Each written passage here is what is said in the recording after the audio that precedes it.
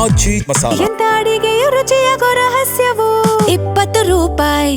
ರಾಜ್ಯ ಕಾಂಗ್ರೆಸ್ ಪಾಳೆಯಕ್ಕೆ ಮತ್ತೊಂದು ಸವಾಲಿರೋದು. ಬಿಡದಿ ಟೌನ್ಶಿಪ್ ಯೋಜನೆ ಜಾರಿ ಮಾಡ್ತೀವಿ, ಯೋಜನೆಯನ್ನ ಅನುಷ್ಠಾನಕ್ಕೆ ತಂದೆ ತರ್ತೀವಿ ಅಂತ ಪಟ್ಟು ಹಿಡಿದಿದೆ.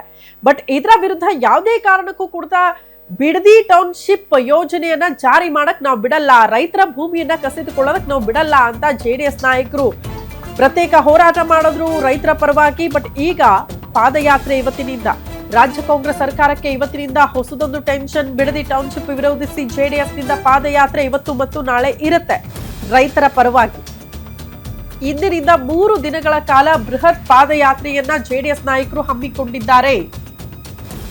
ಬೈರಮಂಗಲದಿಂದ ಬೆಂಗಳೂರಿನ ಫ್ರೀಡಂ ಪಾರ್ಕ್ ತನಕ ಕೂಡ ಈ ಪಾದಯಾತ್ರೆ ಇರುತ್ತೆ. ನಮ್ಮ ಭೂಮಿ ನಮ್ಮ ಹಕ್ಕು ಹೆಸರಲ್ಲಿ ಪಾದಯಾತ್ರೆಯನ್ನ ಜೆಡಿಎಸ್ ನಾಯಕರು ನಡೆಸುತ್ತಿದ್ದಾರೆ. 38 ಕಿಲೋಮೀಟರ್ ಸಾಗಲಿದೆ ಅಂತ ಈ ಬೃಹತ್ ಪಾದಯಾತ್ರೆ ರೈತರ ಪರವಾಗಿ. ರೈತರ ವಿರೋಧದ ಮಧ್ಯದಲ್ಲಿ ಯೋಜನೆ ತರಕ್ಕೆ ಹೊರಟಿರುವ ಸರ್ಕಾರದ ವಿರುದ್ಧ ಹೋರಾಟ.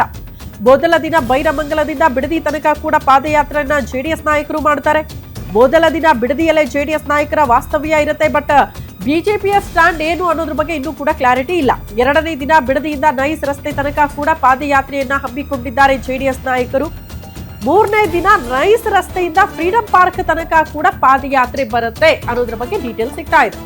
ಇನ್ನು ಜೆಡಿಎಸ್ ಪಾದಯಾತ್ರೆಗೆ ಕಮಲ ಪಡೆ ಕೂಡ ಸಾತಂತೆ. ಓಕೆ, ಕ್ಲಾರಿಟಿ ಕೊಟ್ಟಿದ್ದಾರೆ, ನಾವು ಕೂಡ ಒಗ್ಗಟ್ಟಾಗಿ ಹೋರಾಟ ಮಾಡ್ತೀವಿ ಅಂತ ಬಿಜೆಪಿ ನಾಯಕರು. ಪಾದಯಾತ್ರೆಗೆ ನಮ್ಮ ಸಪೋರ್ಟ್ ಕೂಡ ಇದೆ ಅಂತ ವಿಪಕ್ಷ ನಾಯಕ ಆರ್ ಅಶೋಕ್ ಅವರೇ ಸ್ಪಷ್ಟೀಕರಣ ಕೊಟ್ಟಿದ್ದಾರೆ. ಅಲ್ಲಿಗೆ ಒಗ್ಗಟ್ಟು ಪ್ರದರ್ಶನ ಮೈತ್ರಿ ಪಕ್ಷದಿಂದ ಇದೇ ಹೋರಾಟದಲ್ಲಿ ಇದೇ ಪಾದಯಾತ್ರೆಯಲ್ಲಿ ಆಗುತ್ತೆ ಅನ್ನೋದ್ರ ಬಗ್ಗೆ ಡೀಟೇಲ್ ಸಿಗ್ತಾ ಇದೆ. ಸೊ ಆ ಒಗ್ಗಟ್ಟಾಗಿ ಹೋರಾಟ ಪಾದಯಾತ್ರೆ ಆದಾಗ ಯಶಸ್ವಿ ಆಗುತ್ತಾ ಅನ್ನೋ ಕುತೂಹಲ ಇದೆ.